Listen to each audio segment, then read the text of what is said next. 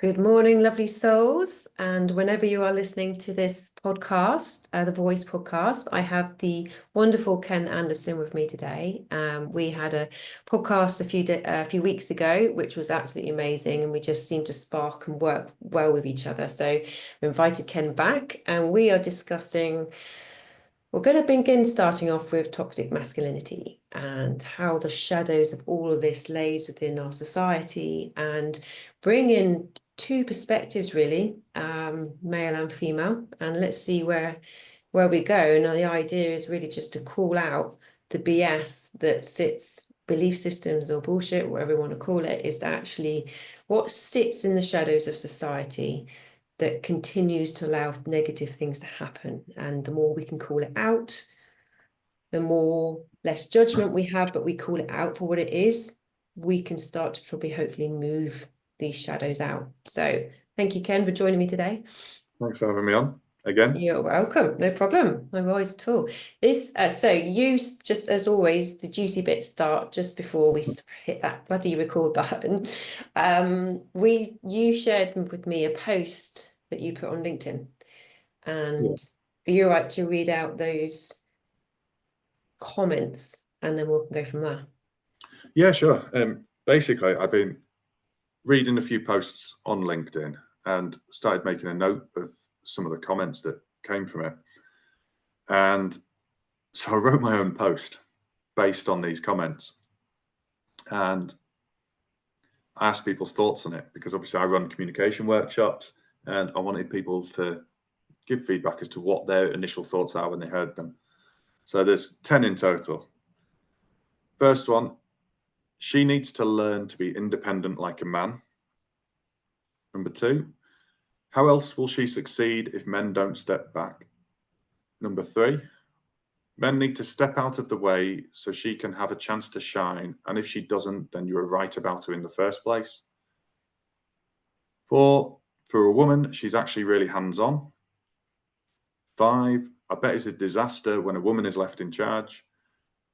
6, it's impressive that she even wants to do this, really. 7, she's so competent, which you don't really expect from a woman. 8, women can't multitask. That's why they need men to take charge to stay on top of everything. 9, it just seems really odd to me seeing a woman take charge. And 10, she probably needs a lot of help from her husband to manage things. So when you hear those things, you've probably got a whole range of emotions going through, a bit of a WTF moment, as if people are saying that in this day and age. How sexist is it? I can't believe people are coming out with that. But what would you say if I told you that all those comments are actually written by women? And that puts a whole new spin on it. Hold on, women are saying that. And then what would you say if I told you that what I'd actually done is I'd reversed the sexes of the comments, and these were actually comments that were written by women in regards to men parenting. And so when you read them back, I'm not going to go through them all again, but just taking any random examples, I bet it's a disaster when a man is left in charge.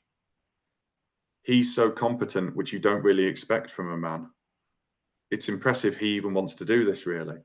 Mm. Those are comments that you hear so often. Yeah. Yet they are allowed, not frowned upon.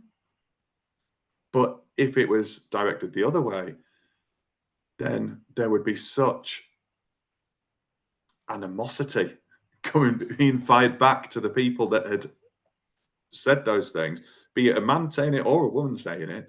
It would have been, no, you need to stop, you need to stand up. And for me, when I was reading it and I saw these comments, it just reinforced in me, purely more so because of my history and my story myself.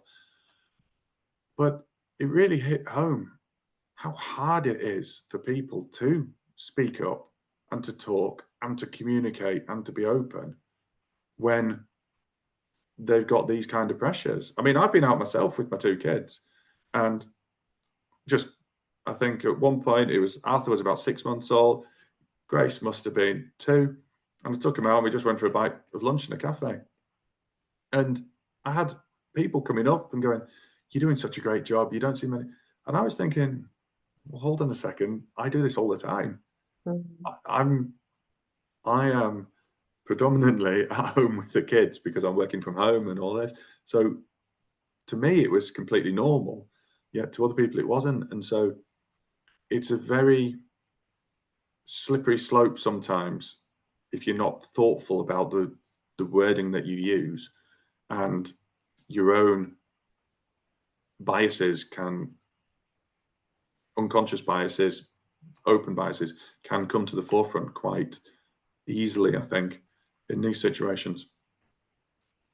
I know it's interesting how you just did that, because when you read it to me the first time, I was thinking, God, this is terrible, saying all this about women, and then you switched it to saying about men, and like, yeah, yeah, and then about children, and being parents, and it is interesting how we carry these different patterns and these beliefs, really, and to be able to vocalize it like that in a negative way, and that is common, about men, um in terms of parenting, because I guess it's been so predominantly the female's role, Yeah.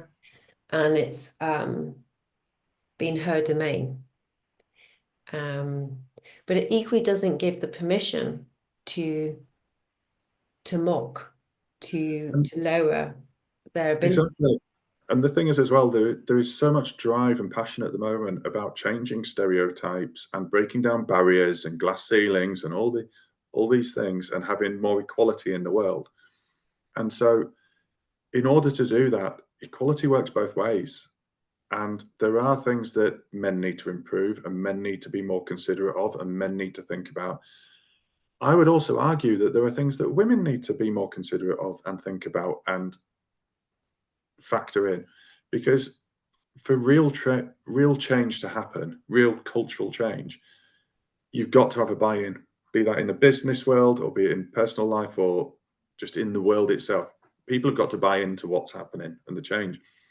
And if people are fighting against each other all the time and trying to one up and point score on posts about who gets hurt more and who's affected more and this, that, and the other, there's no change going to happen. You just end up building bigger barriers and bigger resentment towards each side of the fence.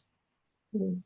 Yeah, and that's, you quite rightly, to want equality, we have to also act in equality. It's not something that just gets given you, and it's all coming from you first, ultimately. If you're Yeah, if you're treating someone who isn't, like, as if they're not equal to you, then you will equally be treated like that in some other way. It's just, we need to recognize that it's well, I mean, for me, that's, as soon as you were talking, then it felt about like the victim energy that we have, because someone can quite easily play the victim, can't we? Oh, that's happening, because we're not taking responsibility. So it is about taking responsibility of what can we do about it, taking responsibility for your thoughts, your actions, and your words. It's really yeah, important. definitely is. And for me, sometimes it feels like there is a lot of emphasis on people that can speak very loudly or are very vociferous or put lots of comments on things all the time and all this. It's always the duty of other people to change and other people to come around to their way of thinking. Mm. And they will cite topics like freedom of speech and all this stuff. From my policing background, I remember being out on patrol once, and there was someone in the street that was talking about religion and how if you're not baptized, you're going to burn in hell. And they were trying to convert people to follow the path of Jesus or whatever. And someone came up to me and went, I'm really offended by what they're saying. Can you go and tell them to stop? And I had to say, well, no, but I'm offended. So you need to tell them to stop. And I was trying to explain to this person, they're not doing anything offensive. They are not breaking any laws. They are not swearing or doing anything. Just because you are offended does not mean it is wrong what they are doing. That is freedom of speech. Just the same as you could go and stand right next to them and go, I disagree. And you could shout at the top of your voice, I disagree, to every single point that they're saying. They are just as entitled to do it. Well, I don't want to have to walk down the street and listen. Okay, you have that freedom to be able to not walk down this street. You have those choices. And I think far too often people just put the emphasis onto others to do all the change rather than looking within. Oh God, and yes. Yes, they do. realizing and Yeah. realizing that they actually themselves need to change as well. There was that documentary on Netflix, My Wife, My Abuser, about a man who suffered abuse at the hands of his wife for 20 odd years, and it was horrendous abuse. It's a 2-part documentary, really brilliant watch. And somebody had put a post on saying how awful it is seeing this happen. That a man was going through it, nobody should have to go through it. And it was a really good post. Mm. And I replied to it saying, I agree. Nobody should have to. And it's actually quite eye-opening, the fact that it can happen to men as well as women, because it's not something that many men would open up and talk about. So hopefully this will empower them to be able to speak up if they are in those positions, knowing that they're not alone. Well, the rhetoric that came back from that post, why are you making it about men? Men need to step up and make it easier for their friends and colleagues to open up and talk. There was no talk of, well, actually, it was the woman's fault that all this was happening. She was the abuser. Mm-hmm. Why is it then the men that have to fix the situation again? Men have to be the problem solvers to it. Because if it was a female who was the victim of domestic violence and people were going, women need to step up and do more to stop this, wow, there'd be uproar. Absolute uproar. So it can't work both ways. And I'm not for 1 second saying that men aren't. I'd say the more violent of the two species, two sexes, not two species. We are completely I separate. know we're from Mars and Venus, but You're from Mars, I'm from Venus. yeah. But the truth is as well that you can throw all kinds of facts and figures about that. Actually, male on male violence is higher than male on female violence and all this. It matters not. The point is, if you're wanting to make change, stop trying to point score. Stop trying to one up. Accept the fact that, yes, men can be victims of domestic violence. Women have responsibilities to change that. Men have responsibilities to change that. Can't we all just get along and work together rather than trying to knock each other down in order to step up ourselves? That just doesn't seem right to me. You've got that with women against women though as well. I don't know if men have that against men so much. You'll have to let me know, but it's it's coming from a place of insecurity. It's coming from a place of lack of love of self or lack of acceptance, that to make yourself feel better, somewhere in your mind you think by taking somebody else down is going to make you feel better. Like that abuse, somehow you can take that light from that person, but you can never gain that light from another person, from another soul. So it's a very fruitless task. Yeah, it's still a subconscious patterning that people think they must take from others to make them feel better. Yeah. And it never will. And, you know, the violence definitely in terms of both sexes. You've also got emotional violence and abuse. But and like I say, women will try and take other women down as well. You know, if you're trying to be successful, there'll always be this slagging off or not wanting them, because that comes from a place of jealousy and scarcity and fear, because they think, well, because they're doing it, it's taken, I can't have it. So therefore, I'd rather they don't have it. Yeah. And Or how many times do women judge other women based on looks? oh, Yeah. You know, I she's mean, only I know as a another. woman, I will go around and instantly I can feel myself comparing myself, but not going, oh, she's got this or she's got that. I'm not like judging them. I'm like making, it's like a weird comparison of self that makes you feel shit. Yeah, And all that does ever is take you out of your power. Because we're and not meant to be like each other. We're no, meant to be completely unique. We have not species, but we've got our different yeah, sexes. yeah, Sometimes we might be different at times, but in terms of we different color skin and races and hair color, we all are meant to be different. Because if mm, we're all the same, we wouldn't even know who we are, would we? So, and I want to try and eventually, for all of us, to get to this point where we just recognize this is a framework to a soul that actually it's just for us point of recognition, but we're so conditioned to be against each other.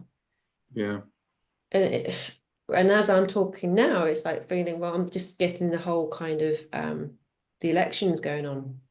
It's always about one against the other, this mm, polarization and war, which we could call as toxic masculinity if we want to. It's this why were we always set against each other? Because, Hitler was always about divide and rule.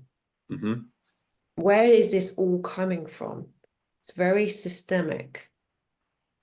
And when you're against each other, you're not looking up, you're not looking at the bigger picture, are we? I yeah. just think there's probably a very, very systemic that comes through our systems, through our blood, that we still carry unconsciously that has us looking at each other. And I think the reasons behind it are probably way too deep for me to even start touching upon. All the societal changes, social media, all this stuff. And you look at things like, I don't know, beauty magazines, and they will make women feel inferior because they are airbrushed photos, photoshopped, or they use models that look a certain way, and women feel that is what men want to see. That is what. Yet the editors and the columnists are largely women. So it's actually women fueling say, this idea of what the perfect woman should be. Because most of the men that I speak to or I'm friends with have a completely different idea of what they would find attractive in a woman compared to what a woman would feel that a man would find attractive. Mm. And And the interesting thing there, as you're saying, is that women need to think about if they're attractive to men as well. Is that because it's conditioning that your purpose is here just to be attracted to be attractive for men, and which then our only purpose is to be attractive or to have children. It's kind of like a never conditioning of what women should be.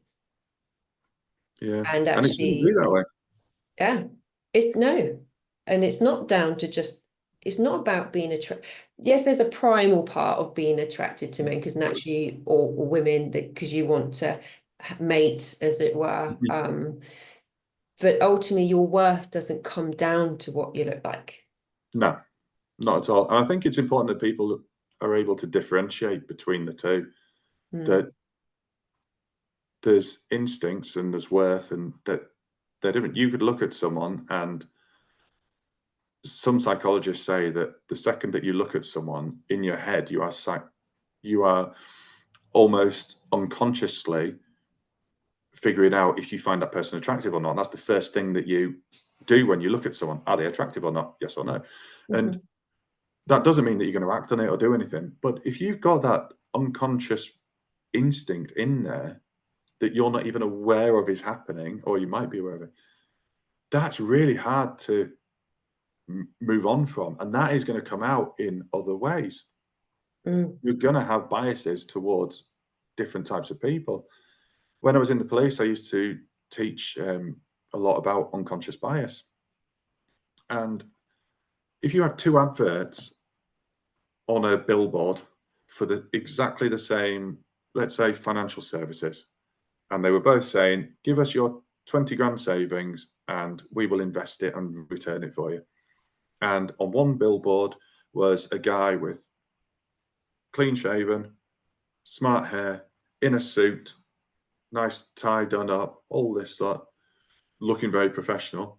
And in the other one was a guy in jeans and a t-shirt, scruffy hair, unshaven. Who would you trust your 20 grand with? Well, instantly you'd think the tidy one, but The yeah. tie they're going to make Yeah. more. But then it could look like a cheesy salesman. But these are your biases coming in, and it's Mm, how they change things. Because mhm, you then look at people like Mark Zuckerberg, who walks around in jeans and a t-shirt all day. And if mhm. I gave him 20 grand, I bet I'd get a return pretty Yeah. easily on that. Mm, So it's people have to understand that we all have these biases, and social media influences them. There's everything does, and so you've got to factor that in and don't jump on the bandwagon too much. mm, It's so easy to jump on the bandwagon of men thinking that women are always playing the victim and it's not actually as bad as they're making out, and women turning around and going, well, that's just toxic masculinity, this and the other. It's not actually as clear cut as that a lot of the time. There's a lot of grey areas in there. mm. And unless you are open to discussing them, talking about them, and understanding them, and appreciating other people's points of views, you're going to end up at an impasse, and no real change is going to be made because you're ignorant to other people's thoughts and feelings. Yeah. I mean, the key is for me, it's all about truth and you're about communication. And it's also about knowing your truth. And the first thing is, like you say, all these subconscious, unconscious patterns that are within us. They're in our bones, they're in our blood. It's so beyond our consciousness. I mean, the subconscious plays out for 98% of our thoughts and actions. So we're really not in a great deal of control of our thoughts. So we have to, like, when they do come up, recognize, do we want to actually attach to that thought? We have to break that pattern of being conscious and go, well, is this alignment to what I really want? Do I want to feel this? Can I choose something else? But it's also being able to, like you say, in that visual of just seeing two people. Yes, you'll get prejudices coming up, but when you meet a person and you're in the energy of that person, there's more senses going on. You're hearing their voice, their truth, because your tone of your voice is how, the authenticity will come from that. It also feel it in your heart in terms of, do they feel right to me, and your gut. So we have so multiple senses that we need to tune into rather than just the first flash of prejudice that comes through. And with AI that's coming through, we need to really move more into these senses of our bodies to know what our truth is. But we also need to create space to break these patterns and see it more consciously, if that makes sense. Otherwise we're just continuing these same patterns. And the prejudice that you're saying the women were saying about the men, well, they'll be talking like that in front of their children. The children will pick up, even without you saying it, they'll pick up those patterns and those behaviors. So then they come through as the next generation. And these prejudices, they're not inherent, okay? They are learned behaviors, and they're learned through either your own experiences or your upbringings and all this stuff. And so when the younger generation come through with these, it's the older generation that's to blame for how they are, in effect, because we're the ones that have made them think and feel this way. Which I think we are really now, as our age, as parents, are the ones that are we're breaking the pattern, this ancestral programming that who knows how far that goes back. But it's also because we don't want the children to be experiencing what we're feeling. Yeah. So we're working much more consciously to try and break these patterns. But it feels like we're getting it from the top end and also getting it from the bottom end as well. It's hard. It's hard work to break these patterns, especially when we're we're overwhelmed. We got money issues, stress, work, everything seems to be getting tighter and tighter, which keeps us in that survival mode. So it's hard to break that pattern when your brain's in just running on survival. Yeah, it certainly is. And how people are going to do it, that's a tough one. That's $1 million question, isn't it? But you've got to just have a bit more compassion and a bit more understanding. And if you're wanting change, going back to what we were talking about with toxic masculinity and all this stuff, if you're wanting change, if I wanted to get you to do something different at work, I was your boss or colleague, if I came at you really hard and started saying that you're to blame for this, that, and the other, and you're responsible for it, you'd start to get your back up a bit, wouldn't you? Yes. If I started then saying to you that you are responsible and partly to blame because of your colleague who is making mistakes and not doing it, you'd almost get your back up even more, wouldn't you? You'd be thinking, hold on a second, I've not done anything I'm not here. taking it for them. Yes. But so you wouldn't stand for that. You wouldn't accept that.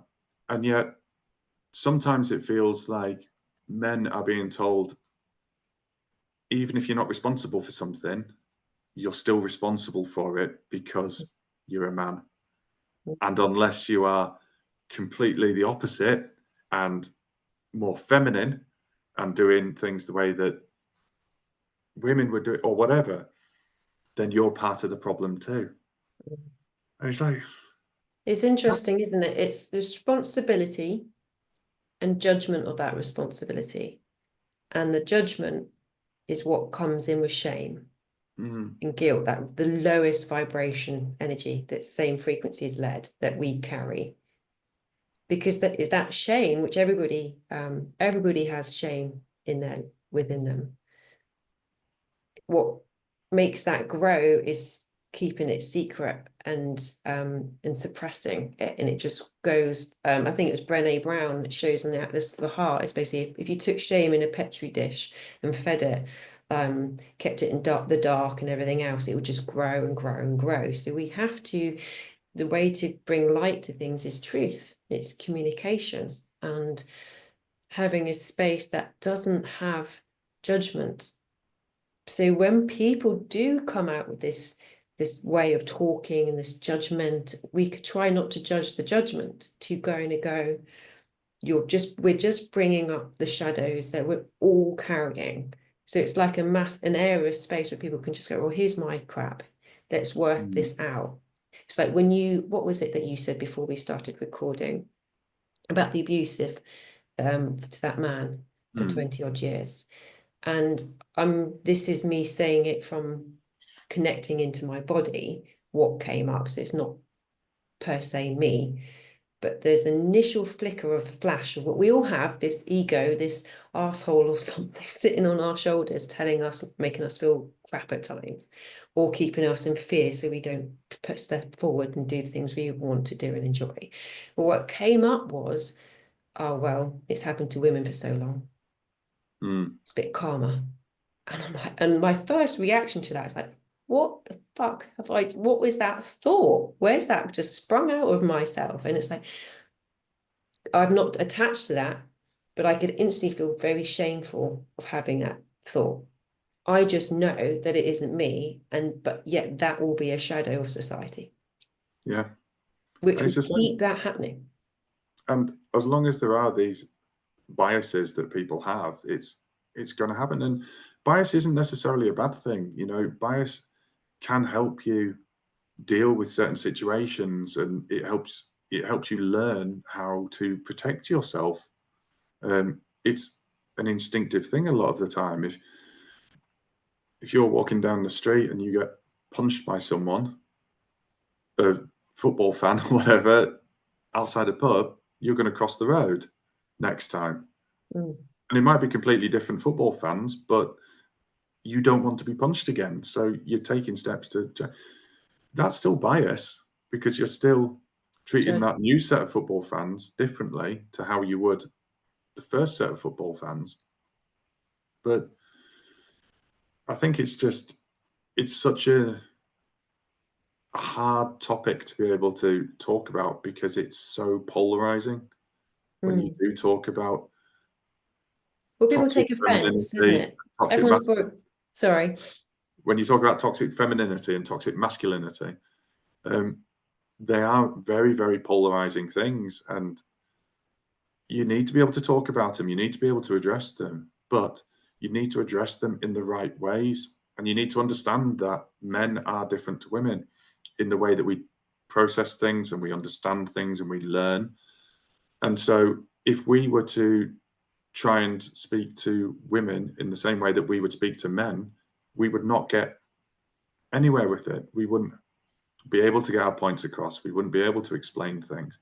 And it's almost the same for women. If they want to speak to men, you've got to adapt your communication style. If you're talking to a 2-year-old child, you are going to communicate differently than if you're talking with a 20-year-old adult. That's a fact of life. So the same thing applies between sexes, but people are just hesitant to do it or resistant to do it because they've got that thing that you want about. Why should I? Why should I have to change for you when you're the problem? You're the cause of this. You're the reason behind it. Why should I have to change? You're not changing. You are communicating effectively because that's what you want to do. You want to instill change. And if you're going to instill change, you've got to communicate effectively. So the onus is on the person that you're communicating with to actively listen and you to communicate in a way that they understand. Because if you're not doing it, they could be listening as best they can. They're not going to be able to hear what you're trying to say. So And then some people aren't prepared to hear either. So it's inviting the right audience, isn't it? Because some people just don't want to hear. And if they have a belief pattern, anything that comes against that, they just won't listen to either. Yeah. So this is really about ones that do want change and see inequality and most of us do not align to war. We people want change, and that's the collective stage. But equally, that comes from us, how we all work towards each other, if we're having bias against one another, whether it's religion, whether it's geographically, whether it's sex or race. So we need to really start to take responsibility ultimately. And if we want change, what can I put into place? What can I do? And the question as well that then comes from it, you could ask anybody, do you want the world to be a better place? And I'd say 99.999% of people go, yes, they want the world to be a better place. Brilliant. So we're all on the same page. Well, no, we're not, because my version of a better place might be different to your version of a better place, might be different to someone else's version of a better place. So who then is able to decide what is the better place? If we all agree that we want the world to be a better place, but better what's for the perspective of? Better for who? And it's a real tough one to navigate because you want to be understanding and you want to be empathetic, but I do feel like there's a big cultural shift and cultural change happening between generations where the younger generation are very much firmly set in their way being the path of righteousness, the right way, the best way to do things and all this stuff, which is fine if that's what they truly believe. But there doesn't seem to be as much openness to discussion of other things. And that can sometimes be quite tough. Just the same as the older generation, very set in their ways with certain things. Oh no, we don't like change. We don't like this newfangled technology and all this. And it's finding out a way of breaking down these barriers to communicate and just understand and accept, yes, you are different. You are not going to see things the same as me, and that's okay. Yeah. And that's what I wrote something a while ago, and I probably won't get it quite right, but it's to terms of diversity is held in a space of love and compassion. Whereas separation and is all about fear. So it's really about recognizing we have diversity, and that diversity is meant to be there. It's like we are all parts of this rainbow, and we all bring our own uniqueness. So diversity is okay, and we can have empathy and compassion of that, because that's always helping us look at things in a different way, to know that our truth can always change because our truth is based upon our perspective, and our perspective can change. So what is our truth? No, that can keep going. It's about having humility to know that it's not about being right, it's about just doing what feels best, what feels right, and to always want to learn. But when people are very closed down, only my way is the right way or the highway, that's when we can't move forward. But I think many people are starting to step up and see things to change. But the problem that has happened is something has been fostered to, like, if you offend somebody, you can't say something. And that has closed down debate, which is fundamental in our societies. I don't know if universities do as much now because somebody might get offended. And actually that is a really key part of our learning, to be able to have free speech and conversation, to be able to learn what your truth is. Yeah. So our communities need to start having these open spaces to call out without having the fear of persecution or judgment. I mean, 100%. You look at things that our parents did and their generation, and we've come through and we've gone, well, we're going to do that differently. You can't do that anymore. You can't say that. We've now got a younger generation coming through that are saying that to us, and we're going, well, hold on a second. There was nothing wrong with the way that we did it. And that is brilliant. That's the way the world should be. The younger generation should always try and improve on the one that came before it. And the dogs. The dogs, yeah. I think that's my German Shepherd saying hello to the postman. If the younger generation stops trying to better themselves compared to the older generation, then the world just isn't going to progress anymore. It's not going to improve. And that's not a world that I want to be a part of. I want constant improvement, constant change. I think the problem comes when people don't know how to communicate their needs for that change, because that then can build resentment and animosity, and things become a lot more black and white than they probably are. You're either with someone or you're against them. And if you're against them, you're just as bad as the person that's actually done it themselves. Well, no, it's not that black and white, is it? You know, people talking about men need to be more allies. Okay. Yes, male allyship. Male allies, that's a big thing at the moment. And so if you're not a male ally, then you're against the cause and you're not helping it. Okay, fine. But what happens to people that are, for argument's sake, vegans, and they're wanting everyone to be vegan? Okay, so I need to be an ally to females and I need to be vegan to keep those people happy.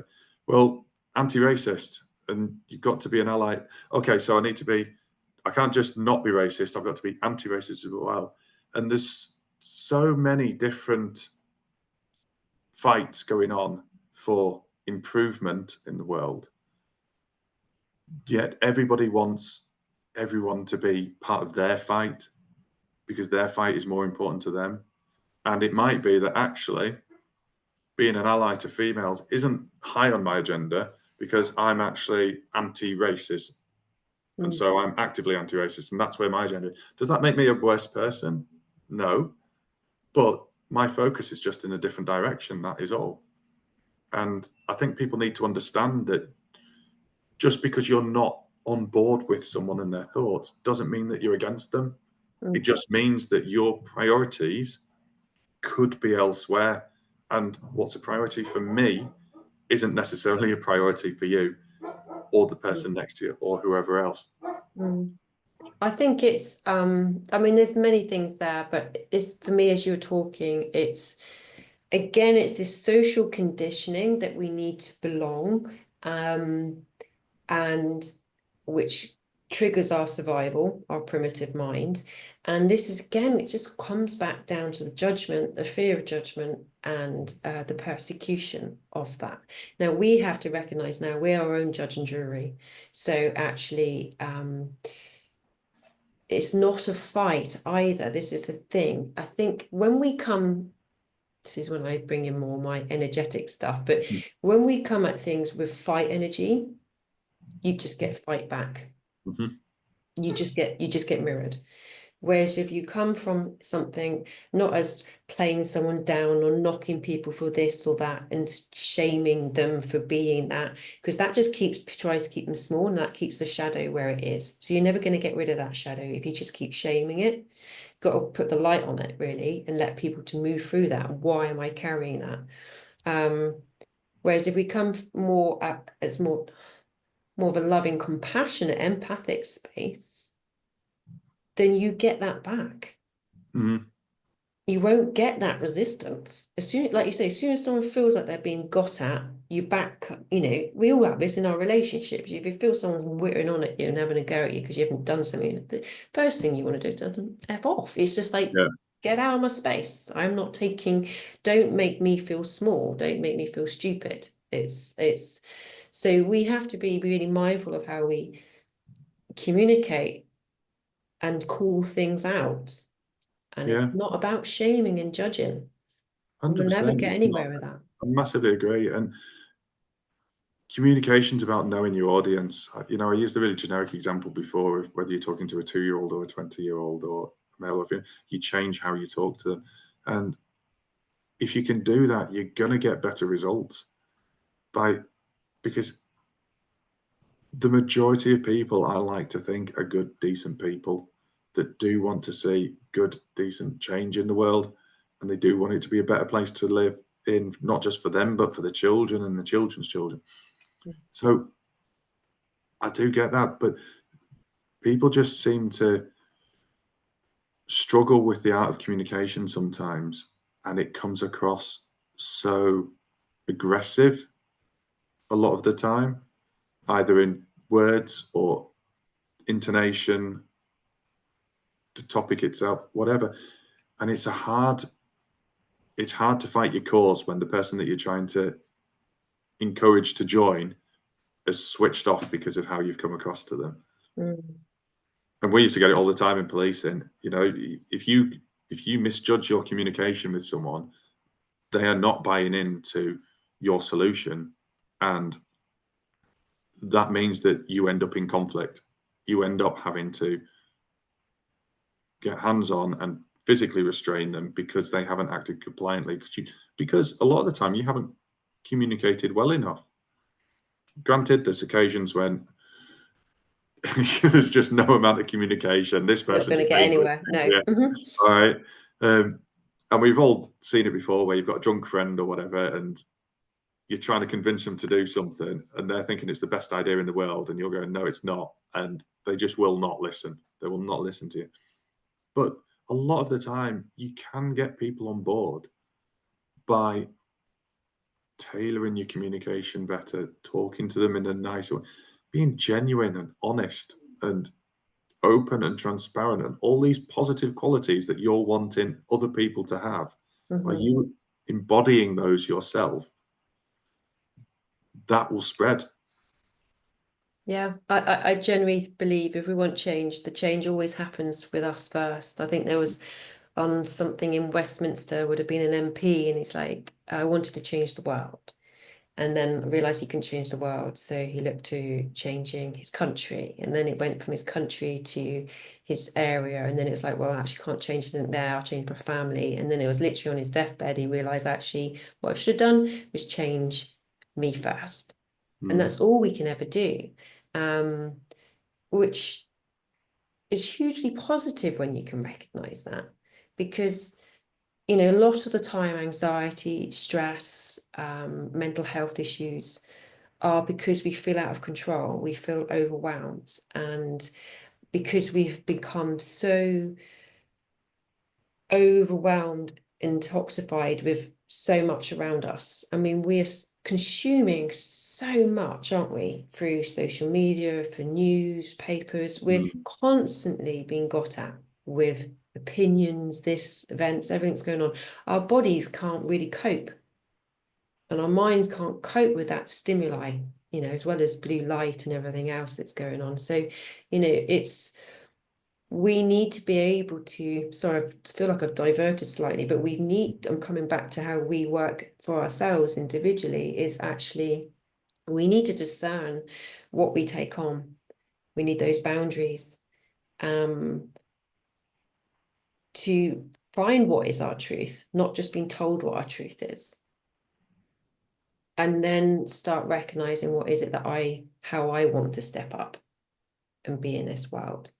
But we do need to take out time away from the intense stimuli that is coming at us from all over the place. You know, before, when I was younger, you wouldn't have had all this.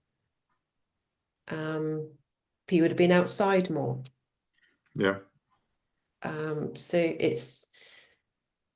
I'm just trying to how do we, because we can look at the whole picture of the world and think, oh, it's completely fucked.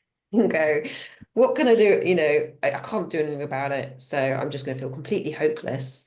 And hopelessness brings in just feeling victim. And actually, hopelessness on a neural perspective takes you into freeze mode.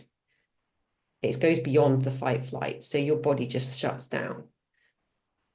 And so you mentally can shut down, we can detach from the world, and you know, and that mentally is not good for us. That's probably the slippery slope towards suicide, I can imagine. Yeah. So we really need to recognize that we can't change the massive world, we just change ourselves. Every day we take those little steps of going, what's serving me, what doesn't, and make your world smaller from just yourself and work through that. I think, if I'm making sense. I was just about to say the same thing. You might not be able to change the world, but you can change your world, and they're two different things. You know, you can change your friends, your family, to a certain degree. I'm not on about swapping them out for someone new, but you can, if you've got some beliefs and ideals that you're really passionate about, and you can talk to them and explain it to them, you may well get buy-in from them, and it might be that they actually buy into it too. And sometimes you'll see it with people that are struggling with alcohol, and they acknowledge it, and they turn to their friends and say, right, I still want to come out, but I'm off the drink. Sometimes the friends go, all right, well, we'll go and we'll do something different rather than going to the pub. We'll go 10-pin bowling or whatever. You change it. You're making those changes. They might still well drink. You know, that's their choice. You can't judge them for it, but you can change your world, and you can have these little influences. But it's about how you request them, how you try and obtain those little changes. That's where it can really make or break things. Yeah, it's just as you were talking there, it's like when you can move away from feeling hopeless and then suddenly knowing that you can do something about it, suddenly you've got the empowerment and hope within you. Which is, hope sounds so fluffy, but it really isn't. It's proper powerful when you can shift the placebo in your mind. You know, drugs are based on placebo effect, as if they're actually effective or not. You know, that's the comparison, the benchmark. So once we actually have hope, it goes beyond, you know, that's a massive transition of making change. But what I've recognized in with my own healing is actually, if you want change around you, or what a lot of our relationships are mirrors of ourselves, which can be quite an odd one when especially someone's coming at you, you know. But they're mirroring something about you that you're as a negative. There's something. So if someone, for instance, I take my, for instance, my more and more I moved into my spirituality, my all these aspects of energy, even when I could, could heal people from, just from remotely. I'll get my words out in properly in a minute. And then it was actually, this was growing, and then there was a resentment coming towards me about it. And all I wanted was acceptance of this new aspect of gifts that was coming through. And it came to me, it's like, actually, it's just about you accepting it, me accepting myself. And as soon as I did that, it shifted. There wasn't that animosity, that friction against it. It's so often, if we can look at mirrors of other people are trying to show us something for what we need to give ourselves, we love ourselves a little bit more, we accept ourselves a little bit more, we'll find that that gets mirrored in our relationships around us. Yeah, it certainly does. That's how powerful we are. We just have to be aware of it, Yeah, rather than being the victim of it. yeah, you've got to have that empowerment, haven't you? Mm. But then as soon as you become aware, it's there. It's just that consciousness to go, oh, what is this showing me? Oh, it's because what I actually want from this is this. Well, I can give that to myself. And then also the lesson seems to just move. It's so quick when you're aware of it. This is the power of consciousness. So, but most of us, we're not really in it much of the time. As much as you try to be, it's sometimes hard to be, isn't it? So Yeah. sometimes you need someone external to be able to just help you get back into it or guide you along that path. Yeah, that friend that calls you out when you're just acting like a tit. Yeah. It's kind of like, Really what are hard. you doing? Oh, okay. But then again, that communication was only because you feel safe with that person that they can have that level of communication together. Yeah. Yeah. Cool. Well, it's a bit of a revolution, I think. And I think the key is just keep talking, isn't it? Keep holding space that people feel safe to speak. Yeah. I think that's a massive thing, and just understanding who you're talking to and how you're talking to them, and having the compassion for other people that you want for yourself. Yeah. Because like you spoke about mirroring, people will reflect what you give out a lot of the time. So I think that's a really important point. Mm. And take responsibility. It's key. But for yourself, not the whole world. You can't take responsibility for other people's actions, unfortunately, as much as people want you to. Yeah. You can't. No. I've had this with my clients. You can tell that a lot of it sits with shoulders and or hips, because this is where you load bearing kind of points of your body. And you can tell that they're taking on too much responsibility for others, whether it's emotionally or doing their activities for them. And even like, was it Titan with the ball on the back of his neck? It actually breaks the atlas. This is the point where we're just carrying too much. So, and I always say the words, you're not responsible for anybody else's free will. I say it a few times and they're like, well, yeah, obviously. Shit. But I do behave like that. I am taking responsibility for that person, for what they think, what they're going to do. And then I think, well, how am I going to react? Because you're playing this weird game of chess in your subconscious before you've done something. So, and it reflects physically. So, yeah, if you could repeat those words, I'm not responsible for anyone else's free will, you can start disconnecting to the heavy burdens that you may well be carrying. I think that's a really good way of putting it. Yeah, I like that. Cool. Right, I'm getting a weird image of Santa with his sledge, but but he can Not from me. he can bring his sack of presents. Is that because I've got a beard? No, I'm just weird. I just have like weird visualizations just pop up into my head, and because there's not much filter, it just comes out. So, but that's just another level of acceptance I've had to go through to be able to sit here and do this with you and to know that other people will be hearing me. I mean, most of the time I thought nobody really wants to hear what I have to say. I don't think that's the case at all. No, but but that's what I believed.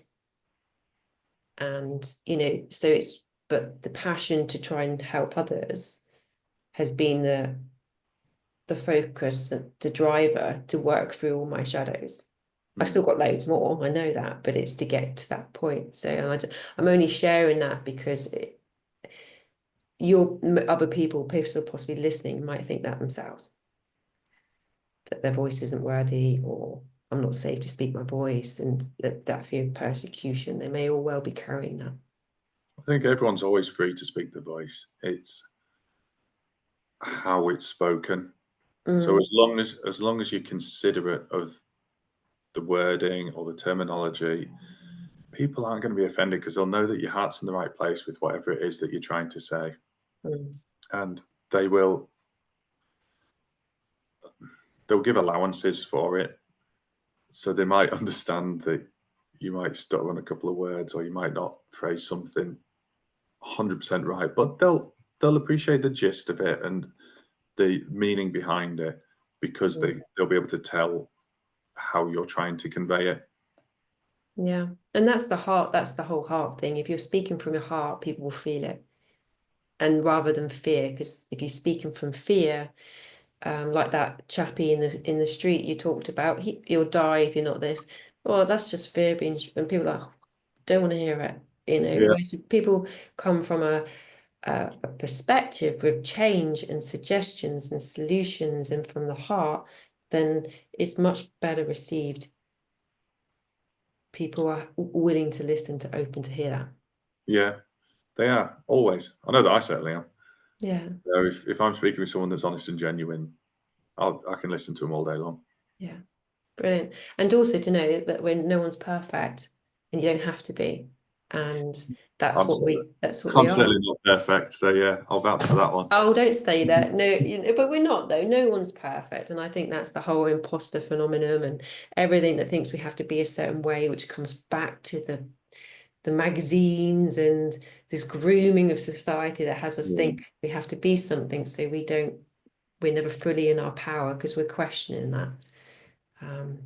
But yeah, it's all shifting, but we all do it from taking those tiny steps for ourselves each day, isn't it? That's all that you can do. Just take those little steps like we spoke about earlier. My favorite quote from Charlie McKeskey is from the book The Boy, the Mole, the Fox and the Horse. And the boy's there going, I can't see a way through these woods, and the horse goes, can you see your next step? The boy goes, yeah, and he goes, well, just take that. And that's all you've got to do. Just keep taking that one little step forward, and eventually you'll look back and go, wow, I've come a long way. Yeah.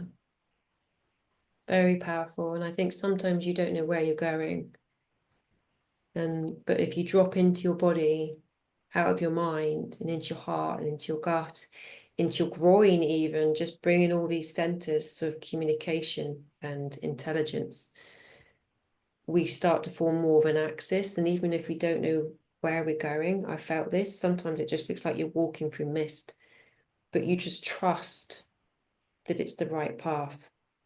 And you can't even see where it is. And that is an embodiment of self-trust, self-love and acceptance, which can only come from creating space and doing small steps, being grounded and doing all that self-care, really.